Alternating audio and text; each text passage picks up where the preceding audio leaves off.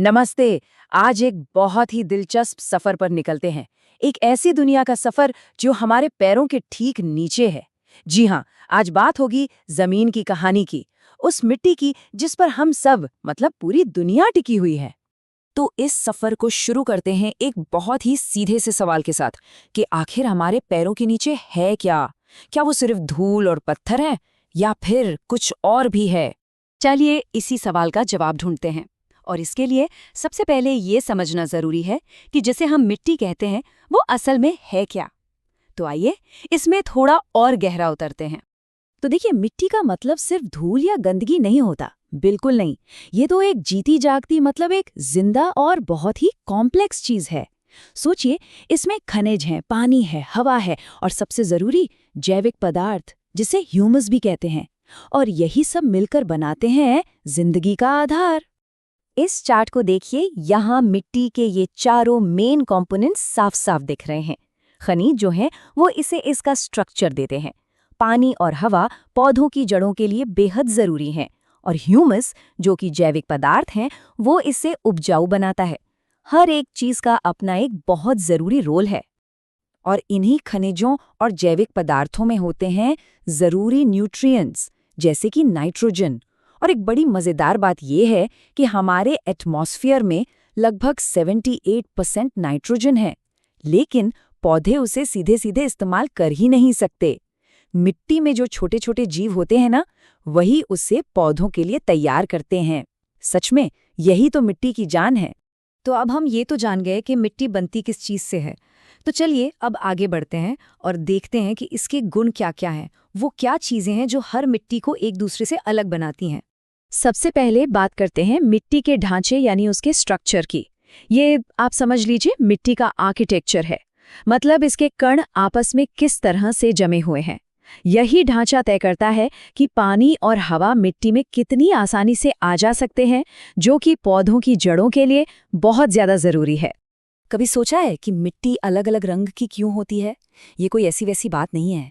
असल में मिट्टी का रंग उसके अंदर क्या है, इसका राज खोलता है। कौन से खनिज हैं, कितने जैविक पदार्थ हैं, सब पता चल जाता है। जितना गहरा रंग समझिए उतने ज्यादा जैविक पदार्थ और उतनी अच्छी उर्वरता। एक और बड़ा जरूरी गुण है पानी को पकड़ कर रखने की क्षमता, जिसे वाटर होल्डिंग कैपेसिटी कहते हैं। जैसे चिकनी मिट्टी जो होती है वो बहुत सारा पानी सोख कर रख सकती है, वहीं दूसरी तरफ रेतीली मिट्टी में से पानी फौरन बह जाता है। और फिर आता है इसका केमिकल बैलेंस यानी कि पीएच। अब ये सिर्फ एक नंबर नहीं है, ये असल में बताता है कि मिट्टी कितनी एसिडिक है, मतलब खट्टी है, या फिर अल्कलाइन यानी कड़वी। और ज्यादातर पौधों के लिए 6 से 7.5 के बीच की ये रेंज एकदम परफेक्ट होती है। इसे एक तरह का गोल्डीलॉक जोन समझ लीजिए, जहां पौधों को सारे पोषक तत्व बड़े आराम से मिल जाते हैं। पूरी दुनिया में मिट्टी एक जैसी तो है नहीं, है ना? तो चलिए अब दुनिया की कुछ अलग अलग तरह की मिट्टियों की एक छोटी सी सैर पर चलते हैं। सबसे पहले बात करते हैं दोमट मिट्टी की। इसको बागवानी का सुपरस्टार भी कहा जाता है। क्यों? क्योंकि इसमें रेत, चिकनी मिट्टी और गाद मतलब सिल्ट का एकदम परफेक्ट बैलेंस होता है। ये पानी भी अच्छे से रोकती है और जड़ों तक हवा भी पहुंचने देती है।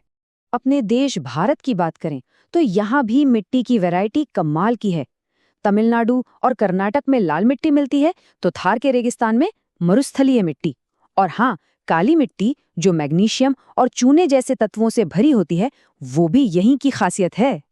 ठीक है, तो अभी तक हमने मिट्टी की बनावट और उसके प्रकारों को समझा। अब आते हैं इस बातचीत के सबसे जरूरी हिस्से पर, मिट्टी का स्वास्थ्य।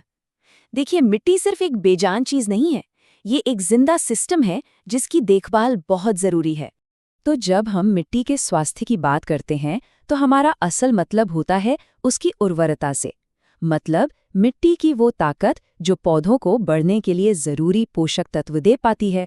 हमारा खाना, हमारा जीवन सब इसी पर तो निर्भर करता है। पर ये पता कैसे चले कि मिट्टी में किस चीज की कमी है?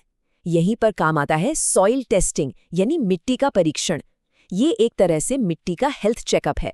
इससे किसानों और बागवानों को पता चलता है कि उनकी मिट्टी को किन पोषक तत्वों की जरूरत है। और हाँ, मिट्टी के स्वास्थ्य का मतलब सिर्फ केमिकल्स नहीं है, बल्कि उसमें रहने वाले जीव भी हैं। और इन जीवों में असली हीरो हैं केचुए। ये छोटे छोटे जीव मिट्टी के इकोसिस्टम इंजीनियर हैं। ये लगातार मिट्टी को हवादार बनाते हैं, उसे उपजाऊ बनाते हैं। इनके बिना तो मिट्टी सच में बेजान हो जाएगी। अच्छा, अगर मिट्टी का केमिकल बैलेंस बिगड़ जाए तो क्या? खैर, उसका भी इलाज है। अगर मिट्टी ज्यादा एसिडिक हो जाए तो उसमें चूना मिलाया जाता है, और अगर अल्कलाइन हो जाए तो जिप्सम उसे ठीक कर सकता है। तो सबसे बड़ी बात यह है कि हमें अपनी मिट्टी को बचाना ही होगा, और इसका एक बहुत ही असरदार तरीका है पेड़ लगाना। पेड़ अपनी जड़ों से मिट्टी को ऐसे पकड़ कर रखते हैं कि वो हवा या पानी से कटकर बह नहीं पाती। तो ये पूरा विश्लेषण हमें एक बहुत बड़े सवाल पर लाकर खड़ा कर देता है। ये सब कुछ जानने के बाद जरा सोचिए, क्या हम वाकई अपनी सबसे कीमती चीज, हमारी मिट्टी को बचाने के लिए उतना कर रहे हैं जितना करना चाहिए? ये एक ऐसा सवाल है जिसकी जड़ें सीधे हम सबके भविष्य से जुड़ी हुई हैं।